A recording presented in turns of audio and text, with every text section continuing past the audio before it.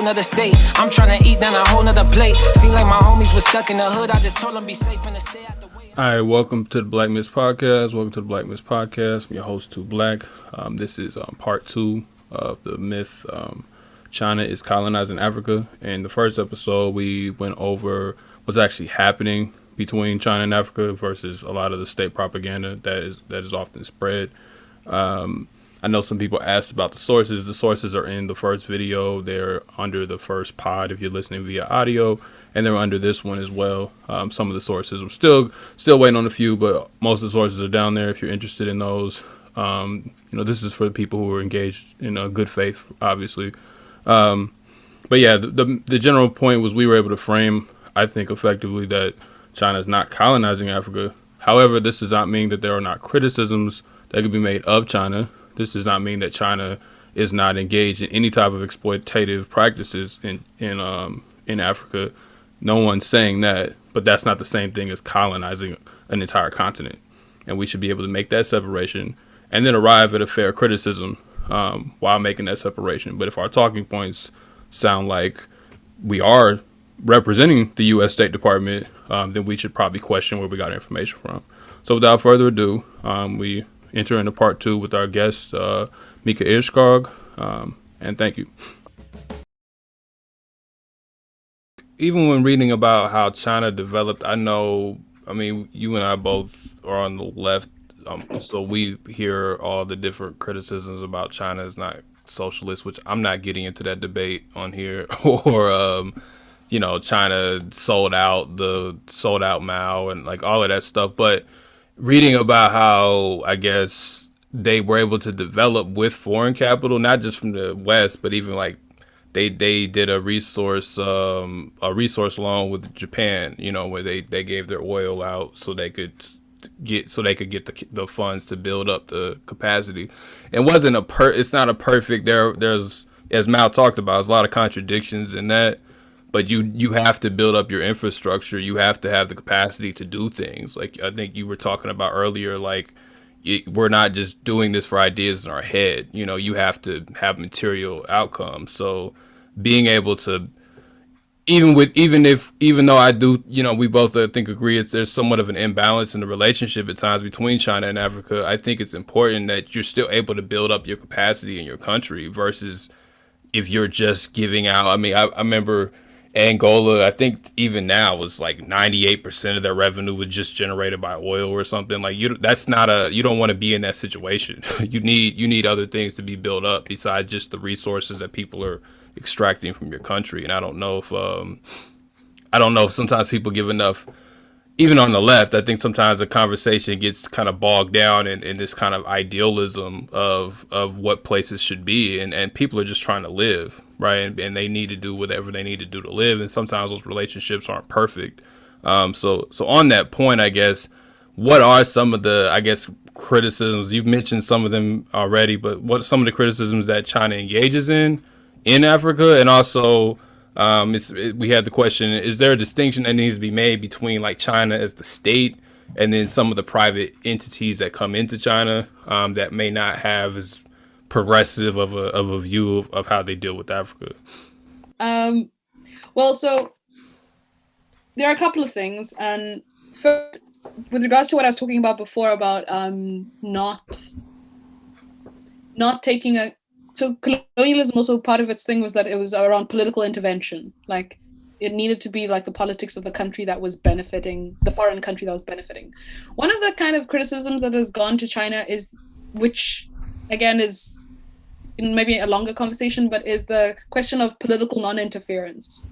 So, and this goes back to the non-allied movement, where when when China and all the other kind of global South national liberation leaders were forming a non-aligned movement, part of it was that we're not necessarily discriminating on if you're socialist or not, or capitalist, but if you're part of like a front against imperialism, that was the priority at the time. Right. And so now I think as China is trying to, strengthen its kind of international relations, it has a policy of non-interference, which some people see as a downside, right? Where several African countries, there's no real African country with a very far left progressive government at the moment. Right. And so many people will feel like, well, why is China funding or interacting with these countries that actually don't treat their population well? Whether it's in the DRC, which has, been in a state of like paralysis for the last since Lumumba was shot. Since before Lumumba, technically, but the light was dimmed with the assassination of Lumumba. But and even with Magufuli, who just passed away in Tanzania, again, interesting character where very much part of like the kind of corrosive national elite, but still used to say fuck you to the US and like definitely called out. There was I think a corporation, I can't remember if it was the US or just a European corporation, that was basically what do you call it, not paying taxes, tax evasion, and called it out and made a big deal about it. But then on the other hand is like a COVID denialist, and essentially it has no real like plan to uplift the people out of poverty in Tanzania. But so China has relationships with Kenya, has relationships with Tanzania, whose own populations believe their elite to be personally benefiting from those kinds of deals. But the difference I think that we can draw is that in that moment, when we are actually seeing infrastructural projects being developed, that is a step. That is still an important step that differs from some of the loans we get from Western organizations. Then around, for example, the question of like companies having capitalist motives on the continent. At the end of the day, I don't think, and other people have said this, that I think the worst part about the US propaganda, anti-China propaganda, is that they somehow are holding a US capitalist and a Chinese private, enterprise or capitalist to different standards. Like somehow when the US comes, they're doing it for altruistic reasons. They're bringing the light to Africa. But if China's doing it, they're a rapacious, repugnant capitalist, as if they're both exploiting, and we can agree on that. So that's one thing, is that they're held to different standards, which is incorrect. And again, clearly like neocolonial and racist. But then also that China is also seen as the state. Everything that happens in Africa is seen as the state. Right. When in fact, they're kind of, I would say like 3 or 4 different levels to it, where you have the private sector, which in the last 2 decades, there's been they call it the Go Out initiative, where China's state has been encouraging private enterprises to go out into the world because they have the demands of their productive sectors mean that they do need to expand outwardly a bit. But you have small scale, like a chicken farmer who wants to find a better life in Africa because they hear there's like more land and like opportunity. There's still that kind of myth of you can go to Africa for opportunity that I think goes around in China. So you have small business owners. You then have like your larger business owners, where it's like bigger companies that are private mining companies. Then you have partnership between state driven but private run. So the example I mentioned of Ethiopia, where they were building like a soccer stadium, I think it was, there was like a state-owned entity that got the contract, but then subcontracted certain parts of the development process. And that's where things aren't held to the same standards, where at the end of the day, subcontractors are kind of squeezing to lower the operational costs. And so they will push to pay workers less. But in terms of state-owned company, most of the time they do try to promote, skill exchange, bringing in new technologies, bringing in expertise, having things like I told you, the demonstration. There are like 24 agricultural demonstration centers on the continent, trying to develop sustainable agricultural projects, learning from the experiences that China's had, or the successes China's had in different agricultural projects. And then you do have pure state-owned enterprises doing certain things like big energy, because in China, the principle is with the private and public sector is all the big industries are state-owned and all the smaller industries are privatized. So where you do have big state-owned power generation, etc., coming into the continent to do certain projects. So, I mean, A is that we should try to differentiate. B, it's not always altruistic. C is the question of, do our African governments act in the interest of our people? Right. That's questionable, right? And a lot of the work that we're involved in, like being somebody who's linked to the trade union, is half the time you have to fight the battles of holding your own government accountable to serving its own people. So, I mean, in South Africa, we have this thing called the NEDLAC, which stands for the National Economic Development and Labor Center, or Labor Cooperation, which is essentially where representatives of labor are supposed to be able to like push back against, pure market, economic policies that don't take into consideration the needs of labor and of workers.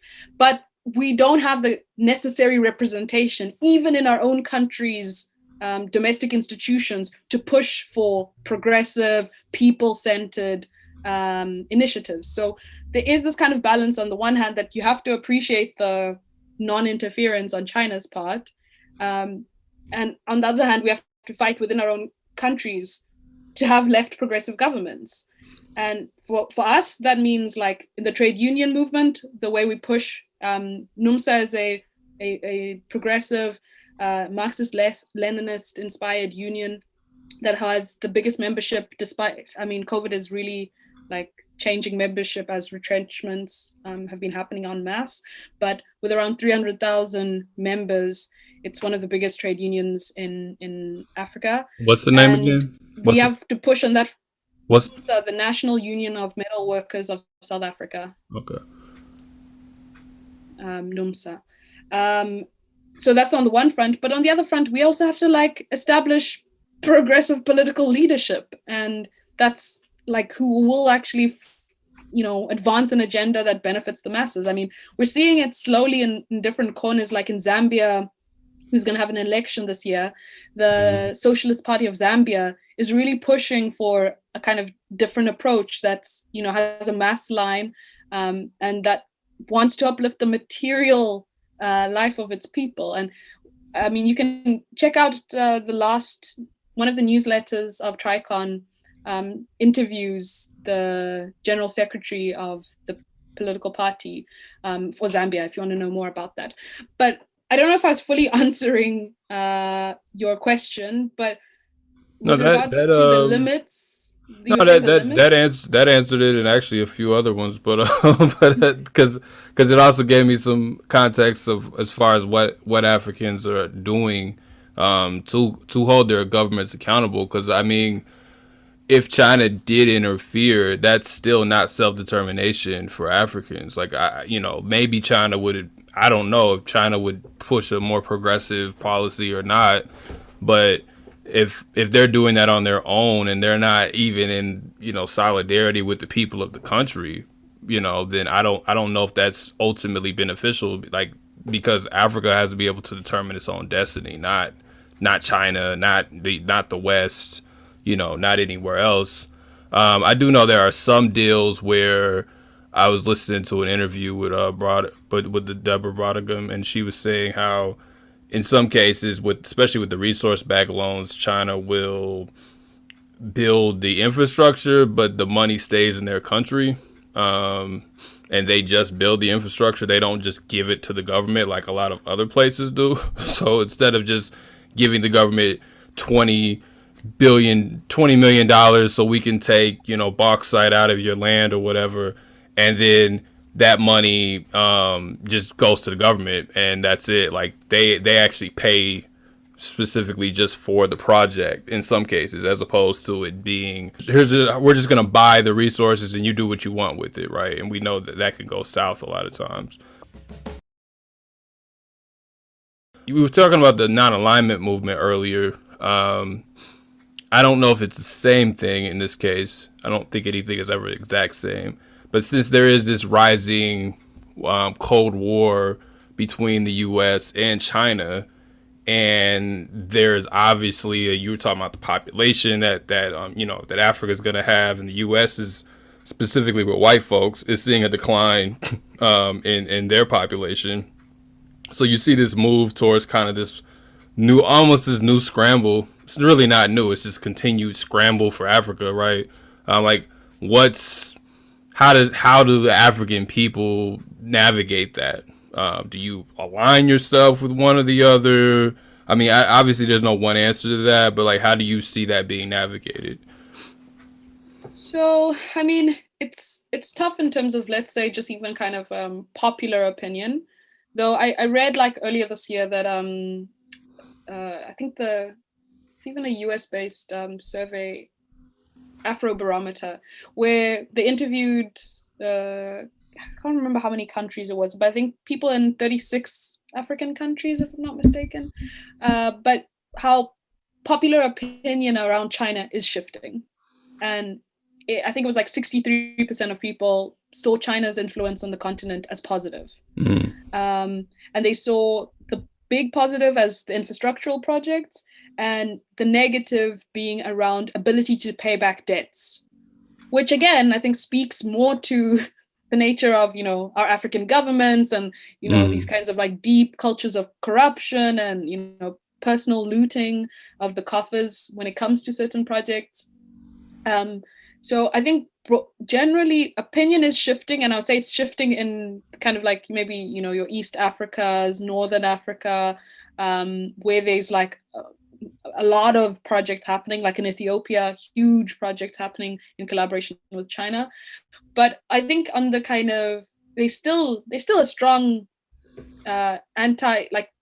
let's take South Africa. There's still a very strong xenophobic attitude where, for example, there was a woman, I forget her name, but she was a woman who's Chinese but is a South African citizen, is married to a South African, who was being put in one of the ministerial positions, and there was huge public outcry of like, why are they putting a foreigner, like all these kinds of like really crude simplifications.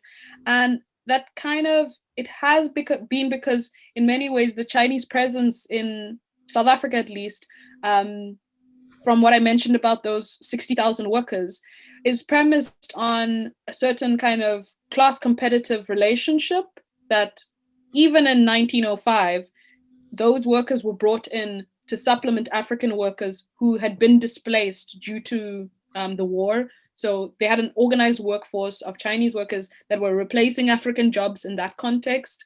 And I think that kind of perception is still seen today. And unfortunately, things like language barrier are part of that. We have big cultural differences. But because of things like the scholarship programs, we have more Africans than ever, young people going to China and like experiencing China firsthand. And as you know, the actual experiences vary, where on a kind of broader level, people are appreciative of the opportunity to study for free, right? Where in your own country, you can't go to university for free without incurring huge amounts of debt. Right. And on the other hand, the real like culture shock and cultural difference of being a Black person in a country that has been up until the last 40, let's say the last 60 years, been completely isolated from most of the world. So again, we have to read that in context. That right. Even seeing Black people is a relatively new phenomenon for them, let alone interacting with them. And I mean, for example, the Guangzhou incident. Yeah, I was just really thinking about that. which was really popular. Again, I think we have to read it in context. As you well know, it is not the same as the kind of persistent and vile racism that characterizes capitalist societies like the US, right? And can you just tell people listen to what was that story? So last year, as the pandemic was, it was kind of when China was seeing its second wave of the pandemic in Guangdong. I don't know if that's Guangzhou is the city, Guangdong is the province. I always forget, but in a Chinese city that has a big African population, so Africans who go there for business purposes, I think it's around 200,000 to 300,000 Africans have been living there, the 2018, 2019 stats.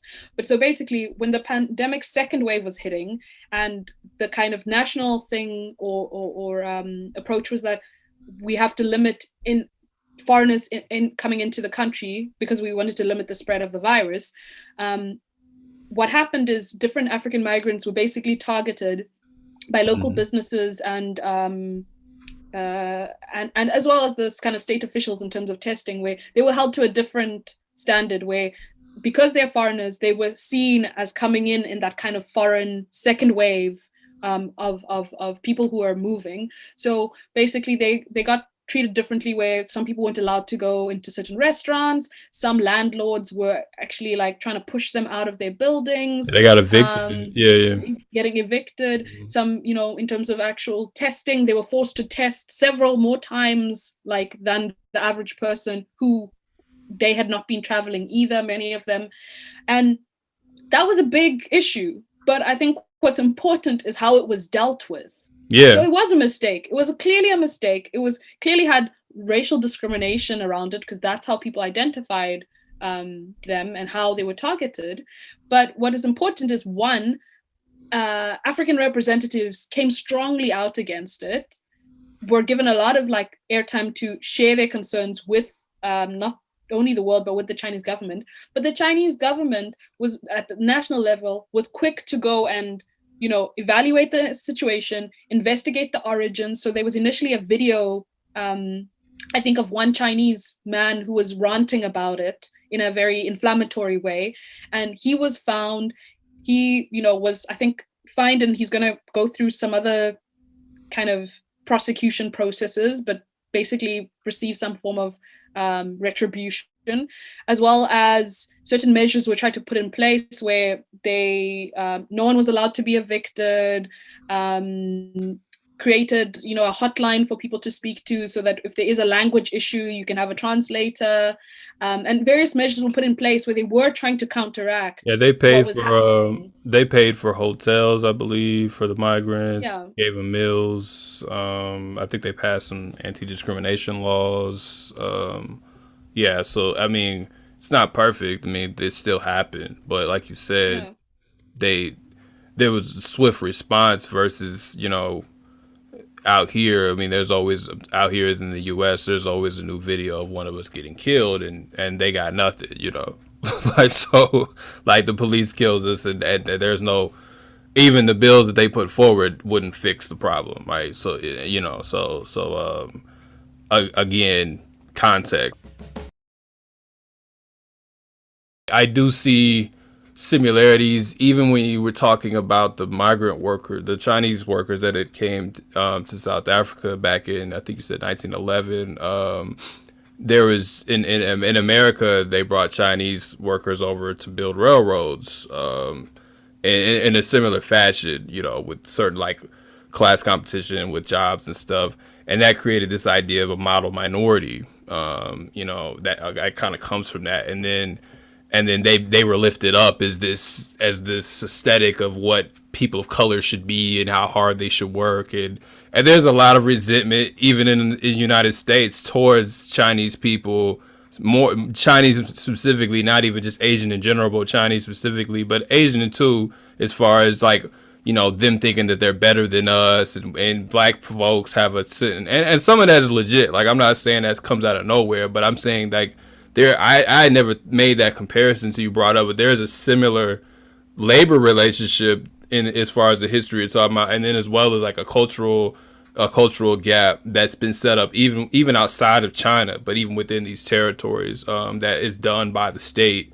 and then that just becomes a sentiment that we grow with to this day. Where I remember when that story that we're talking about, that when that Guangdong story came out, everybody, it was like easily like everybody's like, yeah, man, they don't like us, they hate us, or even when the anti on this whole like corny, anti-Asian hate thing started trending. I saw on my timeline it was a lot of like, well, they don't ever stand in solidarity with us when we get shot by the police and da-da-da. So there's a lot of propaganda that creates divisions, not just within this kind of like big picture relationship of China and Africa as far as infrastructure, but even just interpersonally, there is a real divide there. And then so when you bring the Cold War narrative into it and you throw that out there, there's already a kind of a confirmation bias, even for those of us who are being exploited. Not even dealing with white folks, just even for Africans and black folks, like there's a certain confirmation bias that, yeah, of course China wants to do this, and of course Chinese people are doing that. And again, I'm not saying some of this isn't earned, you know what I mean? But I think a lot of it is just propaganda. So I don't necessarily have a question with this one. I'm just kind of talking, but I don't know what. Go ahead.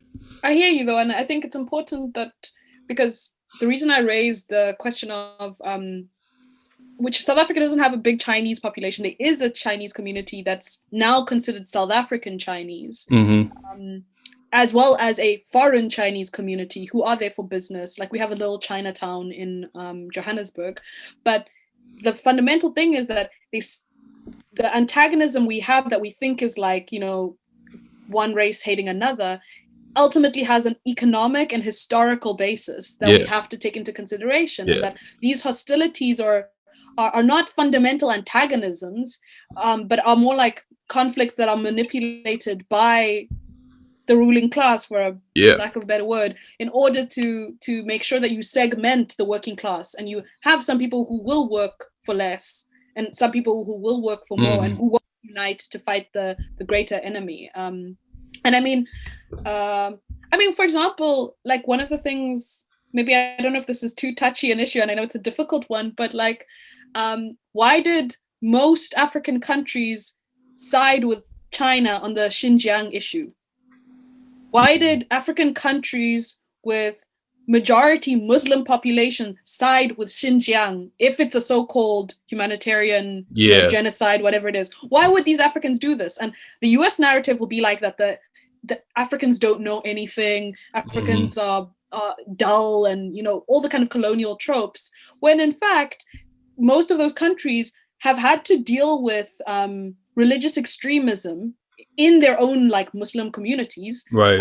And had to deal with whether it's Al Qaeda or ISIS or the different kind of groupings, but they sided with China because A, they saw through the kind of propaganda that it isn't a genocide, and B, they understood that the approach of trying to re-educate people around certain like ideological differences is way more progressive than just bombing the shit out of those countries and like destroying civilian populations, etc.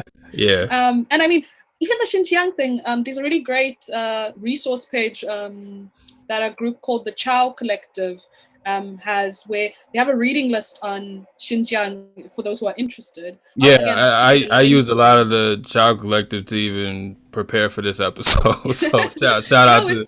Great. They have a whole syllabus on China and Africa. Yes. I read most of it, so yeah. But they have a syllabus on Xinjiang, and one of the things I think is not spoken about and is often missed is, in fact, part of China's policy around Islamic extremism comes out of the September 11 moment.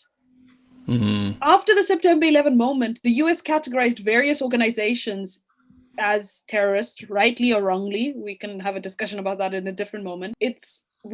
When we are, again, context, which again, it's not the ordinary person's job who, it's like not up to you to have to find out all these facts and figures. Right. It's a struggle to find out most of this information. But the fact of the matter is, even with an issue as sensitive as Xinjiang, the kind of level of distortion, despite the fact that the anti-terrorism work came out of the US's concern around Islamic extremism, yet they're accused of genocide, which was factually incorrect. They're accused of exploitative labor practices, factually incorrect. And so I guess part of my point was that why do so many African countries who have Muslim populations, why would they support China? Because they understand what it means to have to, like, you know, develop unity. They understand that there is an anti-imperialist bloc that needs to be built. They understand that there is a level of information warfare that is led by the US for US interests.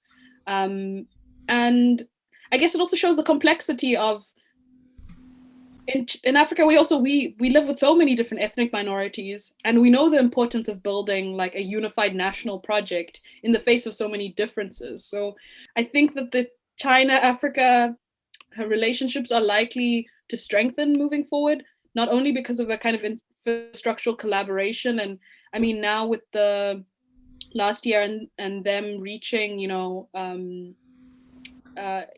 eradication of what's the terminology I'm blanking? Extreme poverty. Eradication of basically lifting up 850 million people out of poverty, is that Africa wants to understand how that happened and how they're able to do that, going from, you know, this huge country, massively undeveloped by the time that they reach, you know, 1949, and then it takes them decades and decades to figure it out, to lifting people out of the material conditions that kept them down. So I think Africa is very interested in that. And part of the issue, as you said, around agency is that's also a lot on us, those of us living in African countries. How we produce progressive agendas within our countries is what's important. If we really want to show solidarity with the Chinese people, we also need to wage our own revolutions that enable the power to be in the hands of the working class. I mean, my organization, Pan-Africanism Today, we organized a conference in 2018 in Ghana, which was the first time that trade unions, we had, I think, 400 participants from 40 or so countries, from not only in the continent, but a few people in solidarity from across the world. But this was the biggest gathering of progressive trade union, social movements on the African continent, you know, not like SAID to come to a conference in Belgium or something, but by like non-governmental organizations since, you know, the 30s or something, since like the Manchester conference, which was in Manchester. Since like maybe the Pan-African 45, I think. Yes, that's the one, the Manchester conference in 1945. I would say since 1945, this was the biggest gathering of. And this was called, I just want to make sure, get that on record. This was called what again? Pan-Africanism Today conference in 2018 in Winneba, Ghana. But it's an undertaking that comes out of processes of developing, you know, networks and meeting people and struggling with what little you've got to connect to people, even though you have your own struggles in your different contexts. So what I mean to say is that we have a big, you know, fight ahead of us to get political power in ways that allow us to drive the people-centered agendas that would allow for the maximum benefit in the Chinese-Africa relationship. Yeah. I think over here, where there are differences, as far as, even though I had made that comparison earlier, I think you're able in Africa to see some of the more material benefits because there's a more direct relationship with China, even despite all the contradictions. In America, you know, we're very propagandized, right? And have to, I think you said earlier, understanding the underdevelopment of China was connected to the underdevelopment of Africa, and how these tensions exist, but they're not the primary contradictions that drive what's happening to us. And we get caught up in these kind of turf wars over who has the best plantation. Sometimes it gets exhausting. I know you had read a piece that you wrote about like cosmetic ideas of Pan-Africanism that get kind of floated around. We have some of the same problems out here, you know, Black Panther and shit like that. So, but how can Pan-Africanism like materially like really help like link some of this stuff together and bring some clarity to the struggles that we're up against?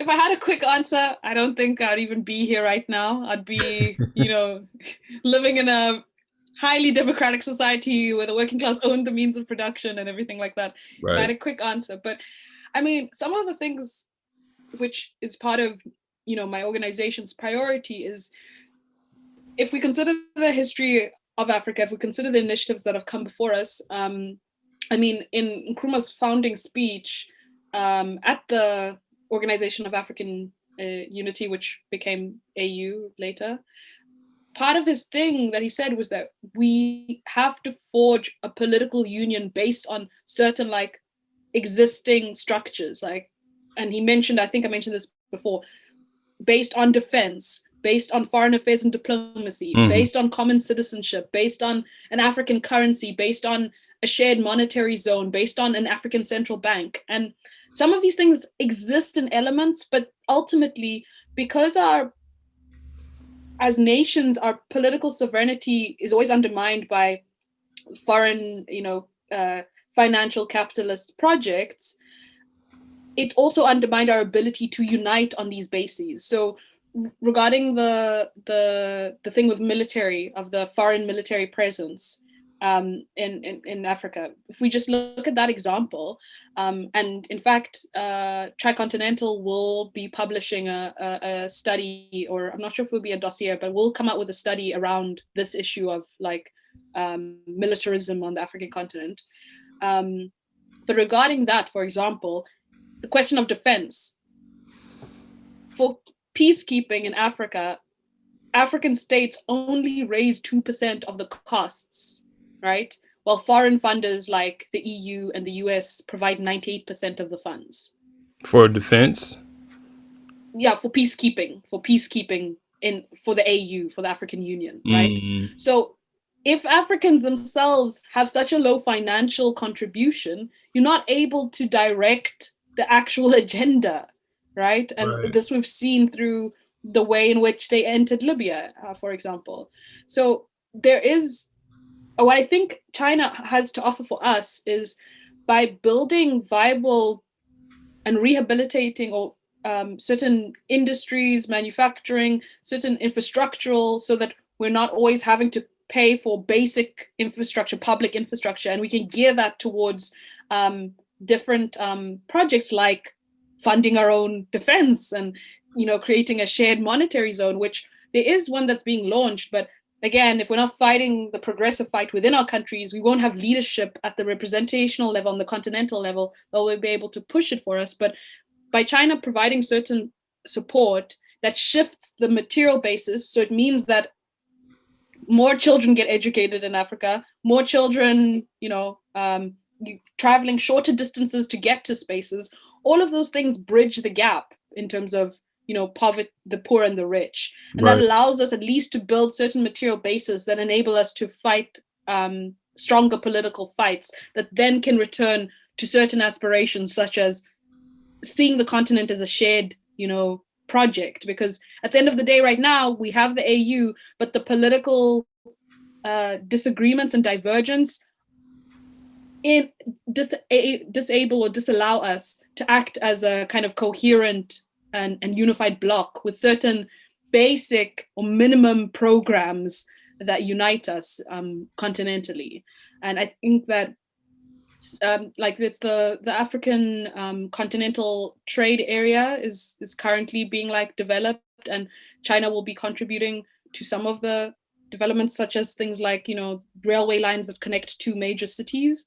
But ultimately, we have to fight a better fight in Africa to have political control, or where people, the masses, have actual representation in the running of their country. And that's something that's up to us. And China, I think, is providing awesome opportunities that we can leverage, but ultimately, and our project right now is just even thinking about what is the minimum ideological basis that we all agree on, that should be something we're fighting towards. And that already is tough in a continent of 1 billion people, divided up in all these nonsense borders that are colonial inheritances. But ultimately now we have these different national identities that we articulate ourselves through. Yeah, I think two things. I think like what you just discussed, I think is why China deserves some credit. Now, China is one country; it's not a continent. So it's not the same. I don't want to make a generic comparison here with what I'm about to say, but the fact that they were able, I mean, they fought a lot of internal wars amongst each other. Some got really bloody, but they were able to come to some level of unification to build their nation up, like you said, to bring 850 million people out of extreme poverty. And by having that, despite all the contradictions, they obviously are able to leverage their own power across the world. And again, Africa is not a country. I don't want to make that mistake at all. But being able to come to some unified understanding, that does set an example in some ways as far as how you could leverage things and building just another way. I think, to my second point, building another way that's just alternative to the West in the way that modern capitalism has functioned. I just think it's really important, and that's why we wanted to do this episode, is just to really emphasize that. I'm sure some people are listening and like, why are y'all talking about China, Africa, But it's like all of this stuff is connected, as we try to make the point last month. If you even now, I was reading how the IMF is going to be giving more generous loans to Africa because of China. Because of fear of China. If it wasn't, so I'm saying even something that small where the U.S. has to capitulate in some ways because there's competition, because they can't just run the entire world by themselves. But when they're able to do that because we're fighting them over whatever, then that makes all of our lives harder, right? So the fact that there's another way is important. It doesn't mean that what China is doing is like the ultimate way we all should live. Like you said, it comes down to the continent, it comes down to wherever you are in your location to liberate yourselves. But we have to, I just think globally, we have to build another way if we want a different world. And we can't continue to go down the route of capitalism and white supremacy. I don't think that's really worked out well for us. So I think we got to move on from that. And we have to be able to to wage those fights. So yeah, thank you for coming on. I hope people learned a lot. Once they listen to this, I know for me it was very fruitful. This one definitely stretched my mind a bit to think outside of the context, not just outside of the U.S. border, but to think about how different continents and countries connect to each other, and how those policies shape my life, but also like lives all across the world. Like that definitely stretches my mind. So I don't know if there's anything else you want to say or you want to leave us with, but thank you. Thank you, and thank you for making me have to think about this in a one-on-one conversation. But I do have one last sentiment, perhaps, is I remember, I think also this was part of the prompts you'd asked me, is how do you criticize China and how do you think about China without feeding into US Cold War rhetoric, right? And I think part of that is two things, as I kept hammering on, is context and framing. Like, when we frame this conversation in this way, does it better help us to understand what's happening, or does it obscure things? Does it advance our interests, or is it actually advancing a US private interest when we're having these conversations? Right. And the other is, think of the politics. I mean, maybe people will say it's superficial or it's like it's just words, but even if you look at the things that Xi Jinping, the president of China says in comparison to what some of the US heads of state have said? China has an overall goal, and I don't criticize them for the goal, but they have an overall goal to become the leading country in the world, the wealthiest country in the world, and the most powerful country in the world. That's not going to happen on my watch, because the United States is going to continue to grow and expand. The level of disrespect that's owed to most of the peoples of the world, where, you know, what is he saying? Trump said Africa's a shithole. I'm pretty sure Obama said it's a shit show in Africa. You know, the way, even if you just take it from the rhetoric and the kind of like verbal cues that they give around it, China still shows to us at the state level, you know, anti-racist, anti-imperialist, you know, people-centered, even in rhetoric, that I think is worth, you know, taking with obviously a pinch of salt, but taking it with a good spirit and wanting to build, you know, mutually beneficial relationships. Because, you know, I mean, you mentioned Foreign Policy, right? The newspaper or the website. Yeah. That's the straight up, that's the like the minutes, if you will, of the like leadership of the US, essentially. Like the opinions you see there are a reflection of the ideas of the higher ups in the US. And then you read something like Xi Jinping's speech, and I remember reading something where he talks about, and it reminded me of what Cabral said, of what Nkrumah said, all the kind of liberating forces in Africa said. He talks about a good soup has many different ingredients, and we need to take all the different ingredients we have if we want to advance humanity. And so even the way that China's talking right now at the state level is about advancing humanity. It's about, you know, de-escalating war, whilst the US at the high level is talking war, is talking aggression, is talking conquest, and mobilizes and weaponizes, but never tries to understand, show nuance, show context.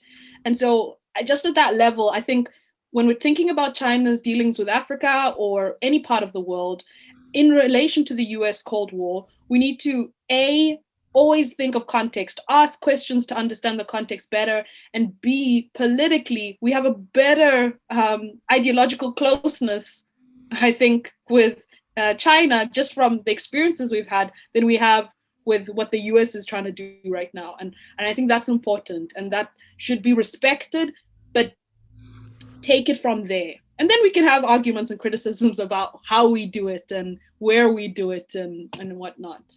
I think that's still better intended than the bullshit of the US. I think that, I mean, we're speaking of, I mean, Mao's contradictions. I always go back to that. I think that's one of the best things I ever read. You know, and just that idea of what the primary contradiction is, and versus, you know, some of the other antagonisms. And we get so caught up sometimes on those other antagonisms, you know, that are issues. They're definitely problems, but they're not like you said, we can argue about some of this other shit later. But if U.S. imperialism exists, you have to address that, and getting caught up in something else as the primary issue over that. You know, it's not to say we wipe away those other issues, but that is something that is, and I guess also my last point, just studying this more, I don't think you really can see how unsustainable capitalism is unless you look at it internationally. I think sometimes when we look at things in our local context, we just think, well, we need to get rich and we'll be okay. But when you look internationally, you see the U.S. is really on its last leg. Like, it's struggling. I mean, COVID showed that as clear as day. This isn't sustainable. So this isn't something that will, even if we stay down this road, this will end badly. This will end all of us. Yes. So this isn't just an intellectual question or just like, this will end horribly. The environment, all of us, this won't end well. You cannot sustain this.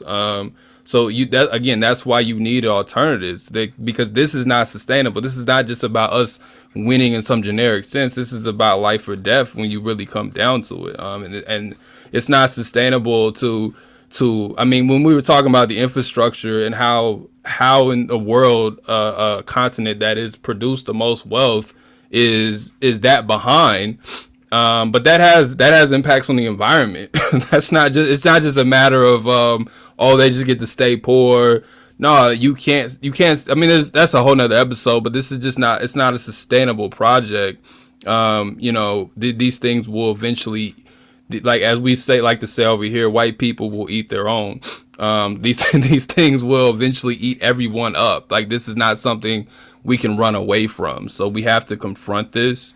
For the greater good of everyone, as you said with China, and we can deal with those other antagonisms. We can deal with those other issues. They're real, but it's not going to matter if none of us are here. It's just literally not gonna. It's just not gonna matter. Thank you for coming out. Again, this is Black Myths Podcast. I'm always horrible at reminding everybody about these things. But contribute to the Patreon. It's gonna be anywhere you're listening to. There'll be a link there. We do plan on having a debate show on Black Power Media, hopefully by this next month. I probably shouldn't even be announcing that because I don't even have it all figured out yet. But I'm pretty confident we'll get that done.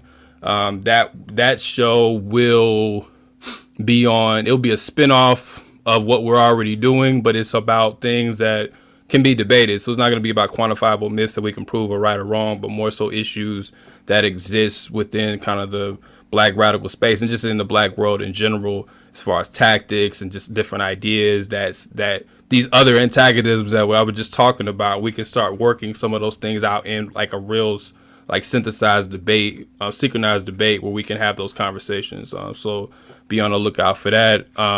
Mika, I don't know if there's anything you have coming up that you want to promote, but if you do, go ahead and tell us. No, just thanks for having me. And I mean, again, if you want to get a little bit better information about China, you can subscribe to News on China, which hopefully I can give you the links to put in the kind of description of this to a couple of the pages. And follow the Tricontinental as well. There and No Cold War on Twitter. It's at No Cold War, as well as the Tricontinental, which again is giving really important like anti-imperialist, people-centered discourse and showing you what's actually happening in different parts of the world. And where can people find you if they? I have a Twitter, but I'm so bad at it. I will share my Twitter bio thing with you, but I'm on Twitter. Mikaela Erskog, I think it is. I'm not entirely sure, but you can share it. You can tweet at me when you tweet this episode. I think. That's cool. I mean, other than me knowing my Twitter, I'm not very good at Twitter either. I just talk to all my friends on Twitter basically, but I'm not any good at Twitter. Like, but we have to get better. Trump showed us that we have to get better at using Twitter. Yeah, like we should. But I'm that's another conversation. But thank you everybody. Saluta continua. Thank you. Yeah, thank you everybody for listening. Peace out. Okay. Fresh out the plane in a whole nother state. I'm trying to eat down a whole nother plate. Seem like my homies was stuck in the hood. I just told them be safe and to stay out the way.